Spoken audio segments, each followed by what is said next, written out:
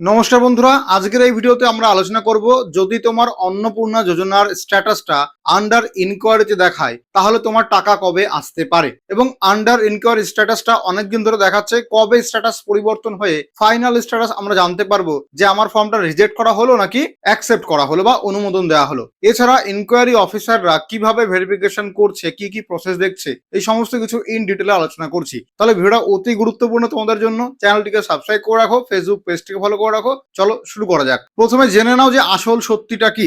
আসল সত্যি যেটা হচ্ছে সেটা হচ্ছে আন্ডার ইনকোয়ারি স্ট্যাটাস দেখাচ্ছে মানে সরকার তোমার আবেদন নতুন করে যাচাই করছে, অর্থাৎ রিভেরিফিকেশন করছে। তাহলে আন্ডার ইনকোয়ারিতে আছে মানে তোমার ফর্মটা বাতিল, এরকমটা একদমই নয়। আন্ডার ইনকোয়ারি স্ট্যাটাস দেখাচ্ছে তার মানে আমার আবেদন বাতিল বা রিজেক্ট হয়ে গেছে এবং আমি আর টাকা পাবো না, এরকমটা ভাবার কোনো কারণ নেই।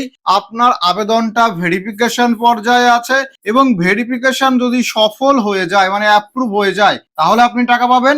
আর যদি রিজেক্ট হয়ে যায় তাহলে আপনার ফর্মটা কিন্তু চিরস্থায়ীভাবে বাতিল করে দেওয়া হবে। রিজেক্ট মানে হচ্ছে গিয়ে পার্মানেন্ট বাতিল, ভালো করে বুঝবেন। এর আগে যাদের এক নাগারে রিজেক্ট দেখাচ্ছিল তাদের সিস্টেমে বা সার্ভারে ভুল ছিল, যার জন্য সরকার আবার আন্ডার প্রসেস সবারটাই করে দিয়েছে স্ট্যাটাস, যাতে ভেরিফিকেশনের পরে ফাইনাল স্ট্যাটাস দেখা যায়। তো ফাইনাল স্ট্যাটাস যেটা দেখাবে সেটাই কিন্তু সত্যি এবং সেটাই হবে পার্মানেন্ট। তাহলে যাদের আবেদন আগে বিভিন্ন কারণে বাতিল বা রিজেক্টেড হয়েছিল তাদের আবার সরকার সুযোগ দিয়েছে পুনরায় যাচাই বা ভেরিফিকেশন করার জন্য, কারণ সরকার নিজেও জানে যে এর মধ্যে অনেক যোগ্য ব্যক্তিরা আছে যারা ভুলবশত বাদ চলে গেছে, তাদেরকে কিন্তু আবার সুযোগ দিয়েছে আন্ডার ভেরিফিকেশন করছে আন্ডার ইনকোয়ারিতে। এবার দেখো, ইনকোয়ারি অফিসার যারা তোমাদের বাড়িতে ভেরিফিকেশন করতে আসছে বা ফোন কল করে ভেরিফিকেশন করছে বা অফিসে বসে ভেরিফিকেশন করছে, তাদের যে ড্যাশবোর্ডটা সেই ড্যাশবোর্ডে কি দেখা যাচ্ছে আমি তোমাদেরকে লাইভ আগে দেখাই। এইটা দেখো, একজন ইনকোয়ারি অফিসার, সে আশাকর্মী হতে পারে বা যে কোনো স্টাফ হতে পারে, সে যখন পোর্টালে লগ ইন করছে তার কাছে এইরকম ড্যাশবোর্ড চলে আসবে। প্রথমে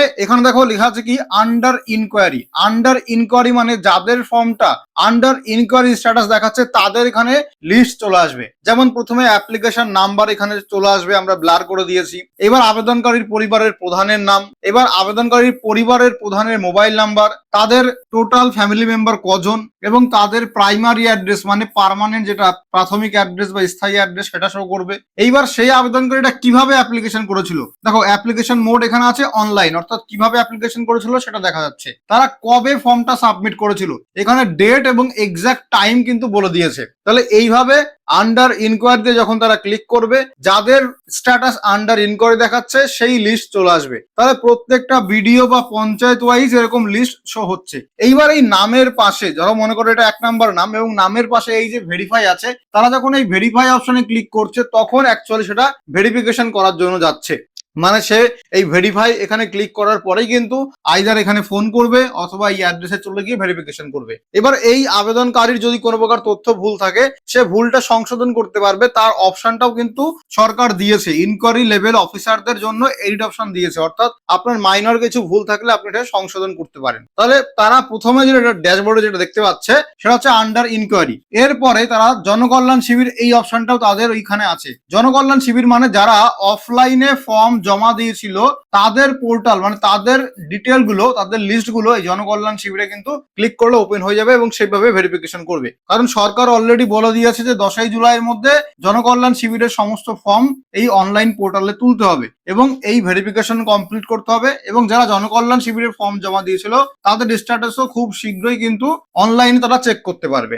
তাদের কাছে অর্থাৎ ইনকোয়ারি অফিসারদের কাছে জনকল্যাণ শিবিরের ফর্মটা দেখারও অপশন আছে। রিভার্টেড একটা অপশন দেখতে পাচ্ছ, এর মানে যাদের ফর্মটা বাতিল হয়নি, যাদের ফর্মটা কোনো প্রকার ভুল ছিল এবং সংশোধন করার জন্য ইনকোয়ারি অফিসারদের কাছে এসেছে, তাদের লিস্টটা এই রিভার্টেড অপশনে ক্লিক করে দেখাবে। অর্থাৎ কেউ ফর্মটা সাবমিট করেছিল প্রথমে, এবার সেই ফর্মটা বিডিও অফিসারদের কাছে চলে গেছিল অ্যাপ্রুভাল পেতে বা রিজেকশন পেতে মানে অনুমোদন পেতে। বিডিও অফিসার ভুল পেয়েছে বলে এই রিভার্টেড লিস্টে মানে ইনকোয়ারি অফিসারদের কাছে পাঠিয়ে দিয়েছে যে এদের ভুলটা সংশোধন করতে হবে, ভুলটা সংশোধন করে দেবেন। পেইড ইন জুন লেখা আছে, যার মানে যারা জুন মাসে 3000 টাকা কিস্তি পেয়েছে, অন্নপূর্ণা যোজনার 3000 টাকা যারা জুন মাসে পেয়েছে তাদের নামের লিস্ট এই পেইড ইন জুন এই অপশনে তারা দেখতে পারে। এবং আধার নাম্বার বা নাম বা মোবাইল নাম্বার বা অ্যাপ্লিকেশন আইডি দিয়েও এখানে লিস্টের থেকে নামটা সার্চ করতে পারে। তাহলে ভালো করে বুঝবে এটা হচ্ছে তাদের ড্যাশবোর্ড। মানে তোমার যদি কোথাও ভুল হয়ে থাকে তুমি তোমার এলাকার যে ইনকোয়ারি অফিসার আছে তাদের সঙ্গে কথা বলে সেটা সংশোধন করতে পারো। এই নামের লিস্টে যাদের নাম থাকবে তাদেরটাই আপাতত ভেরিফিকেশন হচ্ছে। তাহলে সেটা ভালো করে বুঝে নাও যে আন্ডার ইনকোয়ারি মানে আপনার ভেরিফিকেশন করতে হবে বা ভেরিফিকেশন চলছে। জনকল্যাণ শিবিরে যারা ক্যাম্পে জমা দিয়েছিলেন তাদের ডিটেল ওপেন হবে। রিভার্টেড মানে যাদের আবেদন ফেরত পাঠানো হয়েছিল সংশোধন করার জন্য, এবং পেইড ইন জুন মানে যাদের জুন মাসে টাকা দেওয়া হয়েছে। এই চারটে ডিটেল ইনকোয়ারি অফিসাররা দেখতে পাচ্ছে। তাদের আমি ড্যাশবোর্ড দেখালাম। তাহলে যাদের তথ্য পুনরায় যাচাই করা হচ্ছে, যেমন নামের বানান, জন্ম তারিখ বা পরিবারের তথ্যে ভুল থাকলে তা সংশোধন করে পুনরায় সাবমিট করা হবে, তাদের হচ্ছে আন্ডার ইনকোয়ারিতে দেখাবে। যারা জনকল্যাণ শিবিরে অফলাইনে ফর্ম জমা দিয়েছিলেন তাদের এই জনকল্যাণ শিবির এইখানে ট্যাবে তাদের ফর্ম দেখাবে। এই অফলাইন আবেদনগুলো ধাপে ধাপে অনলাইনে এন্ট্রি করে যাচাই করা হচ্ছে। রিভার্টেড যাদের আবেদন এখনো ভুল আছে, ভেরিফাইং অফিসার বাতিল করেনি, আবেদনটা সংশোধন করার জন্য ইনকোয়ারি অফিসারের কাছে ফেরত পাঠিয়েছে। আর পূর্বের প্রাপক মানে জুন মাসে যারা 3000 টাকা পেয়েছিলেন তাদের নামের লিস্ট এই পেইড ইন জুন এই সেকশনে দেখাবে। এবার দেখো ভেরিফাইং অফিসার তিনটে সিদ্ধান্ত নিতে পারে এই ফর্মটা দেখে। তাহলে ইনকোয়ারি অফিসার যখন বাড়ি বাড়ি এসে ভেরিফিকেশন করবে, তারপর যখন ফর্মটা সাবমিট করবে, সেই ফর্মটা চলে যাবে ভেরিফাইং অফিসারের কাছে, যিনি ফাইনাল সিদ্ধান্ত নেবে যে ফর্মটা তোমার বাতিল হবে কি না হবে। দেখো ভেরিফাইং অফিসারের কাছে যখন ফর্মটা যাবে, মানে এই ইনকোয়ারি অফিসার সাবমিট করলেই সেটা ভেরিফাইং অফিসারের কাছে চলে যাবে। সে দেখবে সব তথ্য ঠিক আছে, অ্যাপ্লিকেশনটা অ্যাকসেপ্ট করে নেবে এবং এর ফলাফল আপনার আবেদন মঞ্জুর হয়ে যাবে এবং আপনি টাকা পাওয়ার জন্য প্রস্তুত। তাহলে ইনকোয়ারি অফিসার যেভাবে যাচাই করবে তার উপরে ডিপেন্ড করছে তোমার ফর্মটা অ্যাপ্রুভ হবে নাকি রিজেক্টেড হবে। তাহলে ইনকোয়ারি অফিসারের ভেরিফিকেশনটাই আসল। তাহলে ইনকোয়ারি অফিসার ফর্মটা যখন ভেরিফাইং অফিসারের কাছে পাঠাবে, সে সবকিছু দেখে অ্যাকসেপ্টেড করে নেবে এবং আবেদনটা ঠিক করে দেবে। কিন্তু তথ্যে সামান্য ভুল থাকলে আবেদনটাকে রিভার্ট করে মানে ফেরত পাঠানো হবে। এই আবেদনটা তখন আবার এই ইনকোয়ারি অফিসারের কাছে ফেরত যাবে যে এখানে ভুল আছে, এর ভুলটা সংশোধন করে আবার রিসাবমিট করুন। আর এই ভেরিফাইং অফিসার রিজেক্টও করতে পারে। আবেদনকারী সম্পূর্ণ অযোগ্য অ্যাপ্লিকেশন রিজেক্ট করবে, তাহলে সরাসরি বাতিল হবে। তাহলে যাদের এই ভেরিফাইং অফিসার বাতিল করে দেবে তারা কিন্তু আর সংশোধন করতে পারবেন না। তো ড্যাশবোর্ড আমরা সেটাও দেখাচ্ছি। দেখুন এইটা হচ্ছে ড্যাশবোর্ড ফ্যামিলি অ্যাপ্লিকেশন ডিসিশন, মানে আবেদন করার পরে যে সিদ্ধান্ত নেবে। এখানে যদি অ্যাকসেপ্ট দ্য অ্যাপ্লিকেশন এই অপশনে ক্লিক করে তাহলে আপনার আবেদন অ্যাপ্রুভ হবে।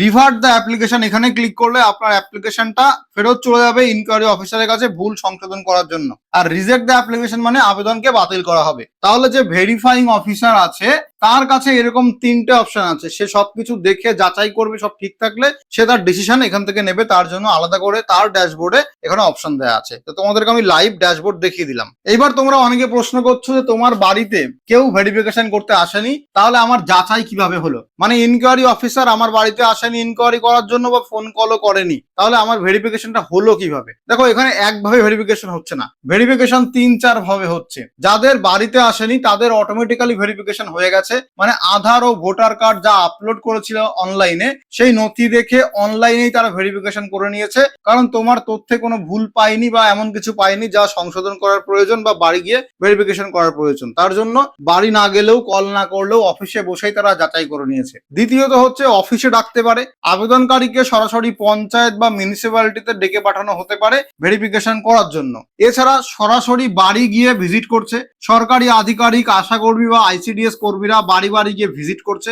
এছাড়া ফোন কলে যোগাযোগ করছে, অফিসারদের সরাসরি ফোন কল করে প্রয়োজনীয় ডকুমেন্ট তারা ফোনে জিজ্ঞাসা করতে পারে। তাহলে তোমার বাড়িতে যায়নি মানে তোমার ভেরিফিকেশন হয়নি এরকমটা নয়। আর সমস্ত এলাকায় একইভাবে যাচাই হচ্ছে না, ভেরিফিকেশন পদ্ধতি এক এক জায়গায় এক এক রকম করে চলছে। কোথাও সুপারিশ ফর্ম দিচ্ছে বা রেকমেন্ডেশন ফর্ম দিচ্ছে, কোথাও স্বঘোষণাপত্র দিচ্ছে, সেটা ফিল আপ করে জমা দিন। তো এক এক জায়গায় এক একভাবে ভেরিফিকেশন হচ্ছে। আপনি কমেন্ট করে জানান যে আপনার ওখানে কিভাবে ভেরিফিকেশন হয়েছে, আপনার আবেদন কি অবস্থায় আছে, কত দূর আছে, কিভাবে স্ট্যাটাসটা চেক করবেন। যদি এখনো আপনার আন্ডার ইনকোয়ারি দেখায় বা আপনি স্ট্যাটাসে কোনো পরিবর্তন দেখতে পাচ্ছেন না, ভেরিফিকেশন হয়ে গেছে তবুও বলে রাখি ফাইনালি আপনি ওই 20 জুলাই নাগাদ ফাইনালি একটা স্ট্যাটাস দেখতে পারবেন। তার আগে যদি দেখতে চান তাহলে নিজের এলাকার পঞ্চায়েত বা পৌরসভায় যান এবং ইনকোয়ারি অফিসারের সাথে যোগাযোগ করুন। তারা কি করবে, তারা এই তাদের যে ড্যাশবোর্ডে আসবে, এই ড্যাশবোর্ডে এসে তাদের লিস্ট ওপেন করবে এবং এইখানে আবেদনকারীর আধার নাম্বার অথবা নাম অথবা মোবাইল নাম্বার অথবা অ্যাপ্লিকেশন আইডি দিয়ে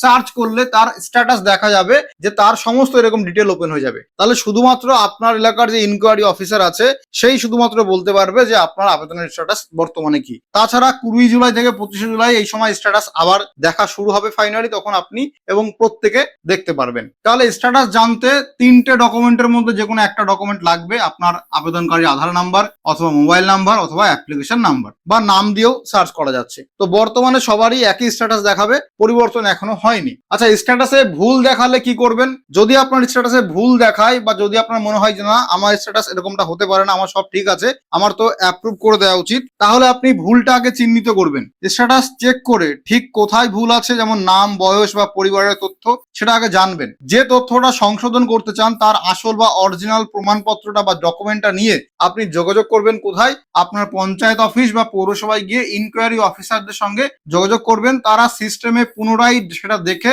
সংশোধন করে দেবে। ঠিক আছে? তাহলে আপনার যদি কোনো প্রকার ভুল থাকে সেটা আপনার এলাকার ইনকোয়ারি অফিসারের সঙ্গে কথা বলে আপনি কি করতে পারেন? সংশোধন করতে পারেন। দেখে নিন ভেরিফিকেশন থেকে ব্যাংকে টাকা আসা পর্যন্ত স্ট্যাটাস। প্রথমত আন্ডার ইনকোয়ারি যাদের আছে তাদের ফর্মটাকে কি করবে? অ্যাপ্রুভ করবে। দেখুন, যাচাইয়ের কাজ চলছে এখনো, ভেরিফিকেশন শেষ হলে কিছুদিন আন্ডার ইনকোয়ারি দেখাতে পারে। ধৈর্য রাখুন, হতাশ হবেন না। যাদের ফর্মটা অ্যাপ্রুভ হবে তার মানে ভেরিফিকেশন সম্পূর্ণ হয়েছে।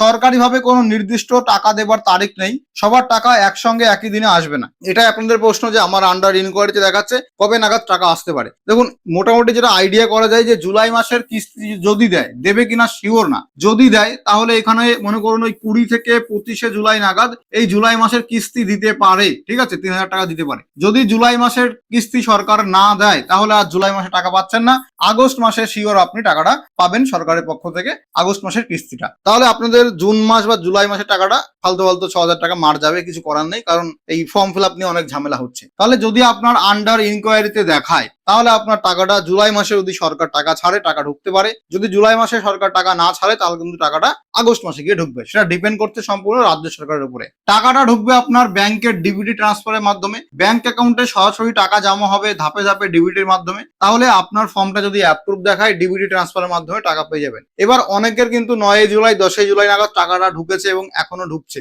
অর্থাৎ টাকা ঢোকার ধাপ কন্টিনিউ আছে। সরি, এবার কাদের টাকা ঢুকছে? দেখুন, যাদের পেমেন্ট ফেইলিয়ার দেখাচ্ছিল তাদের টাকা ঢুকছে, কারণ 8 জুলাই যে মিটিং হয়েছিল, সরকারি মিটিং, সেখানে বলা হয়েছিল যে যাদের পেমেন্ট ফেইলিয়ার দেখাচ্ছে তাদের ব্যাংকের সার্ভারের সমস্যা আছে, টাকা আটকে আছে। কেন টাকা ঢুকছে না, কোথায় সমস্যা আছে, এটা নিয়ে ব্যাংকের সমস্ত নোডাল অফিসারদের সঙ্গে তারা কথা বলেছে এবং দ্রুত এই সমস্যার সমাধান করার চেষ্টা করছে। তো যেভাবে ব্যাংক ওয়াইজ সমস্যার সমাধান হচ্ছে, যাদের পেমেন্ট ফেইলিয়ার ছিল, টাকা আটকে ছিল, তাদের টাকাটা কিন্তু ঢোকা শুরু হয়েছে। সবার টাকা ঢুকছে না, পেমেন্ট ফেইলিয়ার যাদের ছিল তাদের টাকাটা ঢোকা শুরু হয়েছে। তাহলে আবেদনকারীদের জন্য বর্তমানে 5টা নিয়ম আপনারা মেনে চলতে পারেন। প্রথমত, নিয়মিত আপনার আবেদনের স্ট্যাটাস পঞ্চায়েত বা পৌরসভায় গিয়ে যদি চান চেক করতে পারেন। আদারওয়াইজ ওয়েট করে যান, 20 থেকে 25 জুলাই নাগাদ সবার স্ট্যাটাস সম্ভবত পরিবর্তন হয়ে যাবে, তখন জানতে পারবেন যে অ্যাপ্রুভ হলো নাকি রিজেক্ট হলো। স্থানীয় যে আপনার আধিকারিক আছে, যাদেরকে ইনকোয়ারি অফিসার বলছি, তাদের সাথে যোগাযোগ রাখতে পারেন। আবেদনে কোনো ভুল ধরা পড়লে ফেলে না রেখে তা দ্রুত সংশোধন করবেন এই ইনকোয়ারি অফিসারদের মাধ্যমে।